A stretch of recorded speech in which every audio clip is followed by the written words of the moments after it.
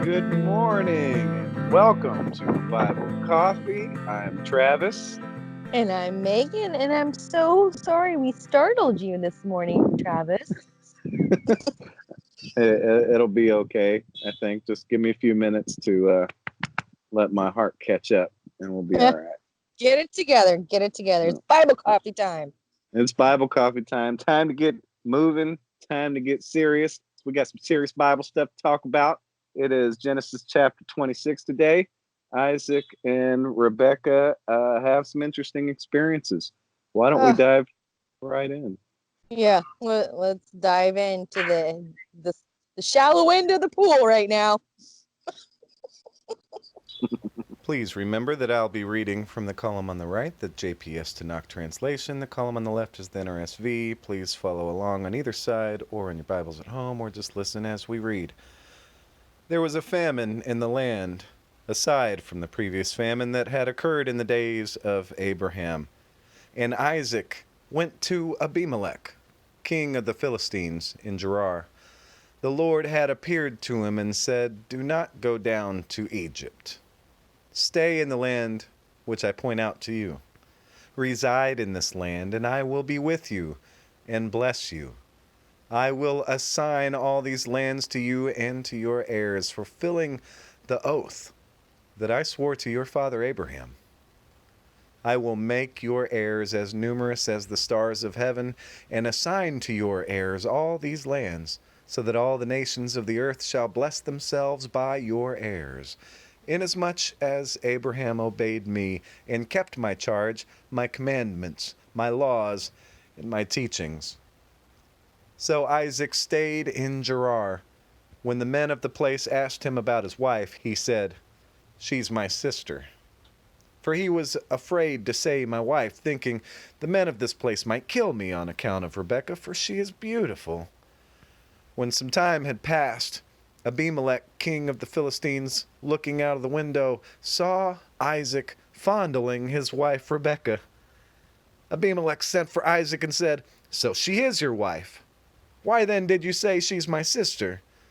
And Isaac said to him, "Because I thought I might lose my life on account of her." Abimelech said, "What have you done to us? One of the people might have lain with your wife, and you would have brought guilt upon us."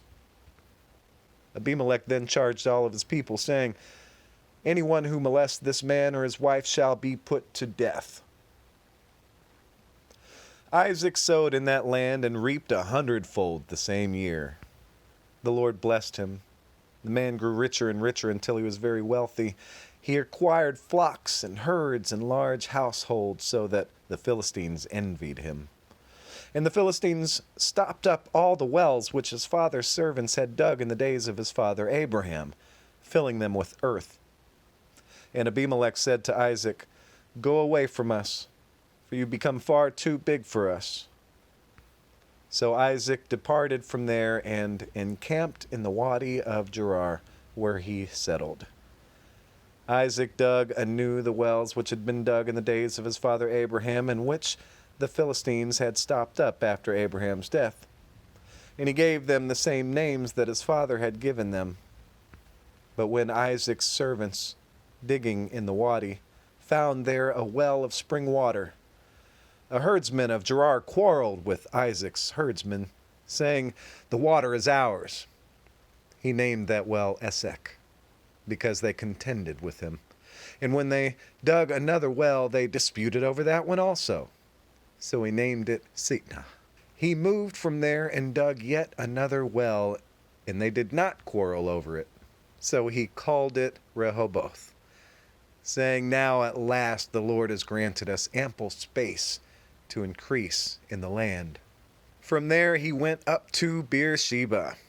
That night the Lord appeared to him and said, "I am the God of your father Abraham. Fear not, for I am with you. I will bless you and increase your offspring for the sake of my servant Abraham." So he built an altar there and invoked the Lord by name. Isaac pitched his tent there, and his servants started digging a well. And Abimelech came to him from Gerar with Ahuzzath, his counselor, and Pekol, the chief of his troops. Isaac said to them, "Why have you come to me, seeing that you've been hostile to me and have driven me away from you?"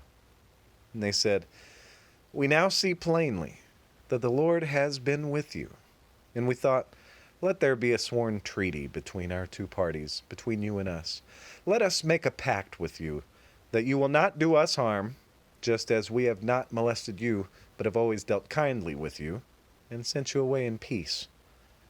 From now on, be you blessed of the Lord." Then he made for them a feast. They ate and they drank. Early in the morning they exchanged oaths. Isaac then bade them farewell, and they departed from him in peace. That same day Isaac's servants came and told him about the well they dug, and said to him, "We've found water." He named it Sheba. Therefore the name of the city is Beersheba to this day. When Esau was 40 years old, he took to wife Judith, daughter of Beri the Hittite, and Basemath, daughter of Elon the Hittite, and they were a source of bitterness to Isaac and Rebekah. The grass withers and the flower fades, but the word of the Lord lives forever. And this is the word of the Lord. Thanks be to God. Like father, like son. Right? Well, and I'm just going to go ahead and put it out there that you would have been in trouble with this beautiful face back in those times, because you would have had to pass me off clearly as your sister. But this PDA situation that they got going on, they got busted. They did get busted. They got busted.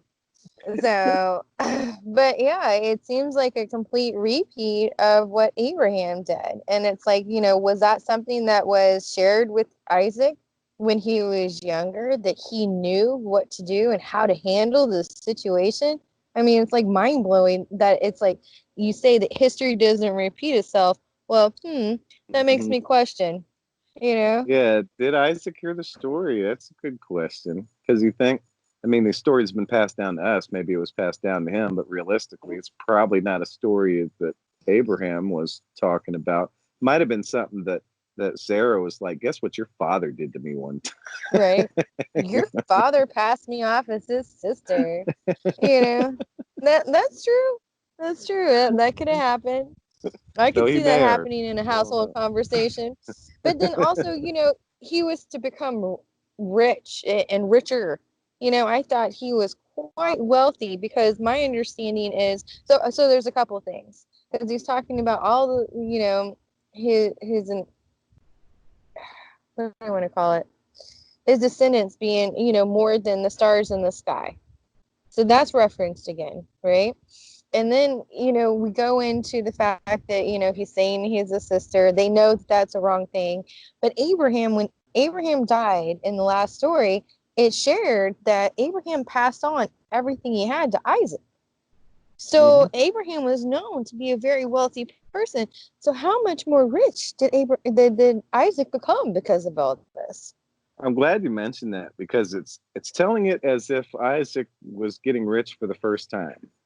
I mean, he had the stuff. Right. He had his father's stuff that had been passed down. Obviously, there's a tradition that's passed down, and the people of the land knew his father, and things had changed after Abraham died. But yeah, it presents it as though Isaac because he sowed and reaped in the land, and he reaped 100-fold that year, and from there it just exploded, and he was rich and had all kinds of stuff. Yeah. So it's a good question, because the way it's told, if I hadn't read the story before, I could read this and think that, this is how Isaac got rich, and not even think about all the riches that he already inherited. Right. Well, and then it's the fact that it's just a repeat.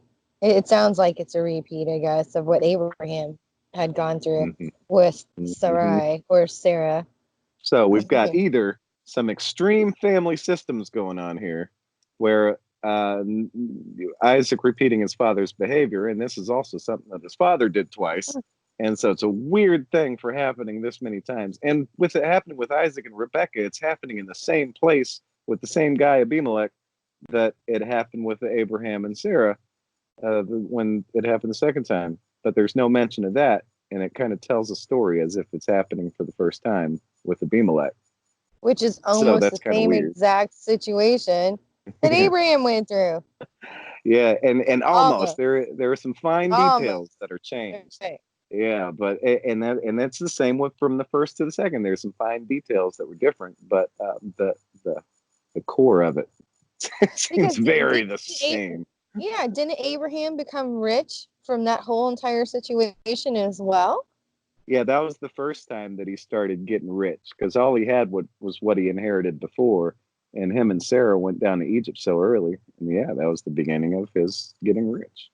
Yeah. Yeah. Just, Makes you think. So we're back to that same question again. Is this just one narrative where these family system things and this three and the 3-time event of passing off your wife as your sister thing happened 3 times? Is it just family systems and Isaac repeating his father's behavior and this actually happened 3 times? Or is it the same ancient story that kind of got applied in different ways, in 3 different ways throughout the ages? I think it's actually a third thing, which is a cultural thing that occurred during that date and time. I think that was just how they learned how to survive because there was a fear of being killed. He said that there was a fear of him being killed because she was so beautiful. Yeah, And well, so, is that not the first thing, though, where it's just happening again? well, I'm not saying it's not happening again. I'm saying that it's not necessarily a family system, but it seems to be like a cultural thing. Like it seems to be what was accepted and assumed to be the repercussions of somebody coming in with somebody who has a beautiful wife. It's like that was again kind of similar to a property. It's like, oh, look at that vase. That's great. I want that. Yeah, It's the same kind of some situation, from a property perspective. some sucker drives into town in a Bentley, and then you get some people who want that Bentley. See you, Travis. And I'm just kidding. yeah, Bye. and then they'll kill you and take it, right? So What do you do? so yeah, so you're leaning towards that this is maybe something that actually happened these 3 times as it tells in the story. Yes, I am. Cool. Because to me, this is like a text. It's not necessarily, it is what occurred, and that was the history of that situation. And that's cool. And I just ask, that's the normal interpretation and traditional, and that's the more normal way to go about this. Where I sit on the less normal end of it. I think this is probably the same one story that kind of manifested in different ways throughout the ages. But that's what's fun about talking about this is we have different perspectives and we can And we can always agree to kick the bucket disagree. around a little bit. And it's good to know that I'm normal and you're abnormal. Yeah, Point proven right there, right? kind of goes without saying, though, doesn't Yeah, it? I know, right? So then we get to the next part. So Isaac did really well, and the because of him doing so well, the Philistines start to get jealous of him, and so they start clogging up all his wells that his father had dug before, and then get frustrated. Isaac, moves, digs some other wells. Finally, they get a spot where they're not being messed with by the Philistines, and they get settled and do well. And then Abimelech shows up out of nowhere. He says, "You know what? I think you're actually a man of God. It's like, why did he have this change of heart? And now he's That's seeing a good question. Isaac for the first time as being a man of God, which he didn't see Isaac as before, apparently, because everything changed after Abraham died. And like the first time when it happened with Abraham, it was like this realization of Abraham being a man of God. Because then there's Sheba, right? There's the well, the Sheba. Yeah, the Beersheba. And eventually, and that's crazy because remember, there's also a story about Abraham having a well digging issue and rights to the well issue with Abimelech and his guys, and the story plays out differently than it does here. But it's this rights to a well kind of issue, and then they end up making an oath, coming together and and just like a covenant. And then Abraham names the well, and I'll have to look and see if he just names the well or if he names the city Beersheba. But here you find that happening again. But in the story, he named the well Beersheba, and I mean, regardless of what I mean, that name still carries on, right? And he did recognize that he was a man of God, or at least he thought he was a man of God. And, he recognized that. And to me, he respected that. He allowed him to have his peace and moved on. He did, and they made a very, very peaceful arrangement. They worked it out. And then, like you mentioned, the well of Beersheba, and this story explains it because it says that Isaac's guys were redigging the wells that Abraham's guys dug and renaming them with the same names that Abraham gave. So that totally explains, the possibility of just Beersheba being a well that they were redigging and renaming in the same way. But then again, it tells the story. Isaac's guys were like, we just found water, and they're so excited in this place. And we're like, okay, we're going to name this well. So it doesn't tell it as if they were just redigging a well where they already knew there was water. Yeah, because they said that the wells were filled up with the earth. So they basically filled in the wells. And at some point, a well or a new well, I think it's an existing well, got, dug back up again. And that's how that happened. And I think the Bible takes extra care to lead us to that direction. I think that's the conclusion we're supposed to come to. And that's the direction I shall go. But in my not normal box that I'm sitting in, abnormal box, I think that this is a retelling of an origin story for Beersheba. I think this is the same story of this place being the well being dug, the place being named. I think it's a retelling of that place, so and not just story? A redigging and renaming. Yeah. I think it's the actual same nugget of a story that manifested in through Abraham. Well, I think it's the same story kind of being told in terms of Abraham the first time and in terms of Isaac the second time. Just like the wife thing, I think it's the same story being told 3 times. Well, I accept it and I appreciate it, but yeah, that's just not but how you're wrong. But you're wrong, and that's not how the story went. Let me tell you. But that's just not what I believe. I mean, that's just not how I interpret it, and that's it. Yeah, and that's cool. It's really not consequential for what we should be getting out of this. It's just right. But it's fun conversation, right? Yeah. It is fun conversation. And then Esau ends up getting married to a couple of Hittite women, and they are a source of bitterness for Isaac and Rebekah. They're not happy. Well, about yeah. this.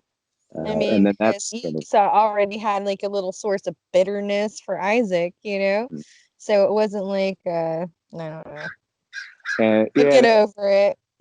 And it actually makes a little more sense about the Hittites this time because the Hittites were given Isaac even more trouble than they gave Abraham initially.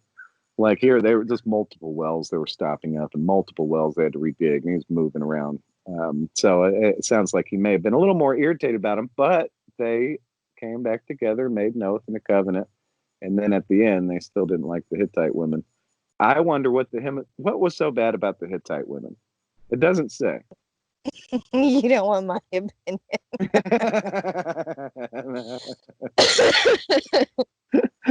All right, we'll leave that there. We'll leave that there. We've had some fun today, but kind of, where do you think God is speaking? What should we be taking out of this wild story that, no matter how we take it exactly, it's wild. I mean, it's some pretty crazy things are happening. But what should be wild story?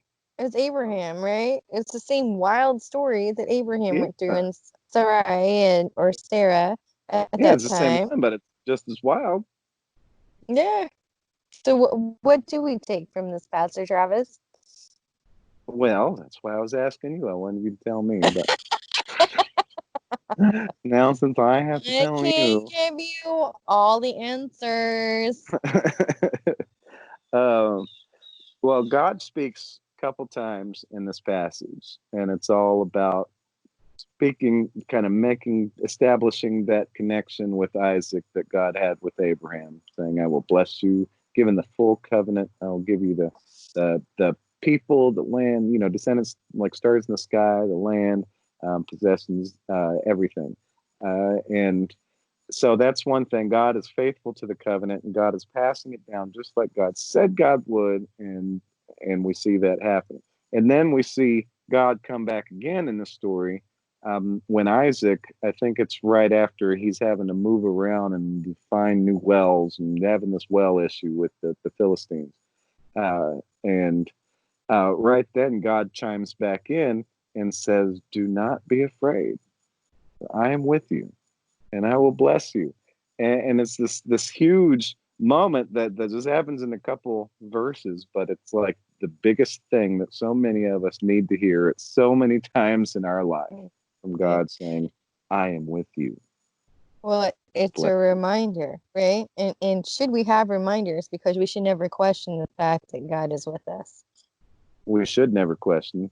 And let's Yeah. say we're not even questioning it so much. Say we're just not thinking about Well, should you not be thinking about it? it. You're really good Because about every what. action, Yeah. every action that you do and how you treat people at all points of time, you should know that God is with you. So, maybe that is the strengthening of the faith and, him recognizing or some kind of realization that God is with him. God is with them, during, the time that and what they're going through. Yeah. And I think we all need that. So I need maybe it. that's a you need it right now? I need it all the time. All the time. All the time. Amen. Well, that's probably a good place to leave it today. That with the message as we go forward from Bible Coffee, that God is with us, that God will bless us, that we don't need to worry, no matter what we're facing, no matter how rough it gets. And these are rough times right now, and important times for us to remember that God is very much with us, just as God was with Isaac, because God is faithful. And that's what God does. Just as God was with Abraham from the start. So, pictures. One, let's show this picture again. That is writing on a wall. It is in a city that is very, very, very relevant to what we're talking about, especially in the last chapter. Please guess what city this is. Kind of the context of that word written in a way that seems like it may have been done in a troubling situation, but still sending this message of hope. Where might this be? It's a place particularly important in the last chapter. And now a picture for today. Ooh. What in the world is that? Ah! That's the clue. That's all I'm going to give you right now. What in the world is that? So yeah, thanks again, and we hope you all have a beautiful day. And remember that God is with you because God is faithful. That's right. Anything smart to say after that? You want to get the last word? Yes. So my last word is be careful because you have a beautiful wife, and that could have ended up in a lot of trouble back in those days. So remember that. All right. Remember that. I will remember I have a beautiful wife and not to pass you off as my sister. Don't pass me off for your sister. And then no PDA on the side. Yeah, and if I do pass you off, what'd you say about PDA? PDA might get us caught. No PDA. No, Get busted. PDA. It's a good way to get busted. Thank you all. God bless you, and we will see you again on Thursday. Another Bible Coffee. God bless you all, and peace be with you. We'll see you soon. Have a nice day.